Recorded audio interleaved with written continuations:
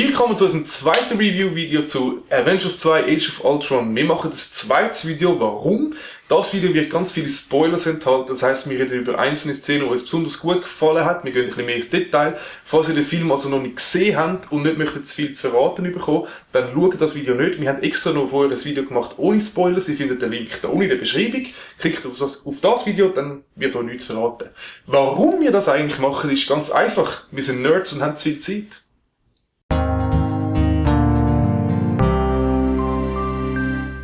Die erste Einstellung vom Film zeigt Avengers in Action, und mit Action meine ich wirklich Action. Es gibt wahnsinnig viele Explosionen, es gibt Kämpfe, es gibt spektakuläre Stunts. Der Film gibt da wirklich gerade den Ton durch, wie der Film weitergehen wird. Absolut, es hat einzelne Szenen da drin, die einfach im Gedächtnis bleiben. Ich meine, der Captain America bewirft jemanden mit einem Töff, und das haben wir eigentlich im spoilerfreien Video nicht sagen, weil das sind so kleine Szenen, wo den Film bereichern. Und auch, wo der Hawkeye angeschossen wird und Black Widow bei ihm ist und sagt, ich kann mal jemand bitte den Bunker, der uns beschüsst, wegräumen, und dann kommt einfach der Hulk rein zu kumpern und rammt ihn kaputt. Das ist einfach, so Sachen machen die Art von Film einfach wirklich gut. Das macht es wirklich mega unterhaltsam. Ganz am Schluss von der Intro-Szene passiert noch etwas ganz Wichtiges für den Film. Und zwar, man geht mehr in die Beziehung von der Scarlett Johansson, von der Black Widow und dem Hulk ein. Die zwei haben nämlich eine ganz tiefe Verbindung, auf die geht man später dann auch noch näher ein. Und zwar ist sie sozusagen die Person, die der Hulk kann besänftigen, kann beruhigen, wenn der Kampf vorbei ist. Und das wird relativ gut und auch noch recht herzig gezeigt im Film. Man merkt, wenn sie sich gegenseitig anschauen, dass da wirklich etwas ist, eine Verbindung. Und der Hulk kann durch das, kann er sich beruhigen und geht dann wieder zurück in seine menschliche Form als Bruce Banner. Ich habe nicht gewusst genau, woher das die Liebesbeziehung eigentlich kommt. Ich dachte so, wieso die zwei jetzt? Scarlett Johansson ist ja schon mal ein bisschen an Captain America, schon mal so ein bisschen am Hawkeye da. Ja, ich habe es irgendwie nicht wirklich gewusst. Darum bin ich zuerst ein bisschen verwirrt gewesen, aber ich habe gefunden, es hat gut funktioniert. Das wird auch später erklärt, warum das sie aufeinander zugehen. Und das finde ich, ist eigentlich noch gut. Was mich noch überrascht hat, ist eben, dass ich habe eigentlich auch gemeint, dass der Hawkeye und Black Widow, dass die zusammen etwas haben. Allerdings erfahrt man später im Film, dass der Hawkeye eigentlich verheiratet ist. Ja. Er ist verheiratet, hat 2 Kinder. Und das ist eben genau die Szene, die in der Mitte vom Film ist, wo solche Charakterentwicklung vorkommt. Mir hat der Hawkeye im ersten Avengers-Film nicht wahnsinnig gut gefallen, weil ich habe das Gefühl hatte, dass er also auch der Schauspieler Jeremy Renner, seine Rolle viel zu ernst genommen hat. Er ist immer der, der grimmig reingeschaut hat und eigentlich nicht wirklich viel Witz gemacht hat. Das stimmt. Und jetzt im zweiten Teil hat mir seine Figur viel besser gefallen, weil er ist sehr viel selbstironischer gewesen. Er hat sich nicht mehr so ernst genommen. Er hat sehr viel gewitzelt. Und, also, im zweiten Teil ist er mir definitiv sympathischer gewesen. Und ich denke eben auch durch das, dass man ein bisschen mehr von seiner Hintergrundgeschichte erfahren hat. Und dass er eine Frau hat und auch 2 Kinder. Das gibt ihm viel mehr Menschlichkeit und Persönlichkeit. Und man kann sich so mit ihm viel besser identifizieren. Das stimmt. Ich meine, der eine Witz, den er dort reisst, wo der Quicksilver die Scarlet Witch packt und davor säckelt und sagt, ja, keep up, oder? Und dann findet er noch, zielt mit seinem Bogen auf und sagt, es würde niemand vermissen, es würde es niemand merken. Das ist einfach herrlich. Allgemein wirklich der Humor. Wir werden jetzt noch schnell auf ein paar lustige Szenen im Film eingehen. Wenn wir noch mal schnell auf die Party im Iron Man in einer Hütte zurücksprechen kommen. Sie haben, Thor sein Hammer liegt auf dem Tisch und alle wollen lupfen. Und der Hawkeye, eben, der Jeremy Renner, findet dann so, das ist doch alles seich, das ist doch irgendein Trick. Und dann versucht er ihn zu lupfen und sagt, Clint, you've had a tough week. We won't hold it against you if you can't get it up. You know I've seen this before, right? And I still don't know how you do it. Smell the silent judgment. Please, start by all means. All right, so if I lift it, I then rule Asgard? Yes, of course.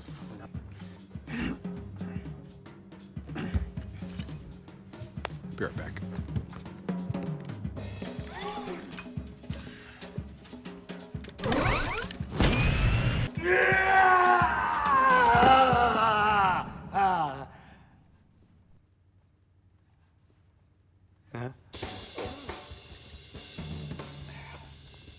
Come on, Cap.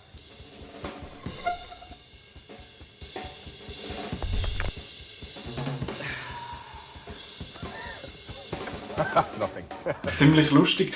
Auch sonst, ich meine, auch in den grössten Action-Szenen hat es immer wieder Platz für einen Gag. Ich meine, die Hulkbuster gegen Hulk-Szene dort in Südafrika, es ist eine riesige Action-Szene. Es sind 2 riesengroße Typen, die gegeneinander schlägeln. Und der Joss Whedon schafft es einfach immer wieder irgendeinen Gag einzubauen. Ich meine, einmal drückt der Iron Man, also der Hulk, passt der Hulk so im Boden rein und hat mit so einem Presslufthammerarm eine Art und haut ihn die ganze Zeit so im Boden rein.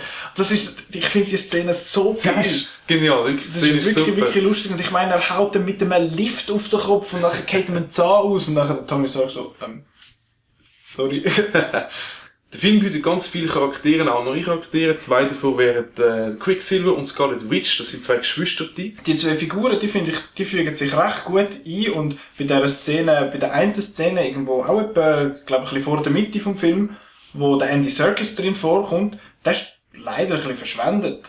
Ja, seine Rolle ist ein bisschen verschwendet. Und noch ganz kurz vor, hat super coolen Dialekt auf Englisch, wirklich gut, er ist auch super gespielt, ist auch mal cool ihn nicht zu sehen, irgendwie in einem Motion Capture Anzug mit diesen ganzen Pünktchen, dass er nachher zum Gollum oder King Kong wird, genau. Sondern ihn als Schauspieler.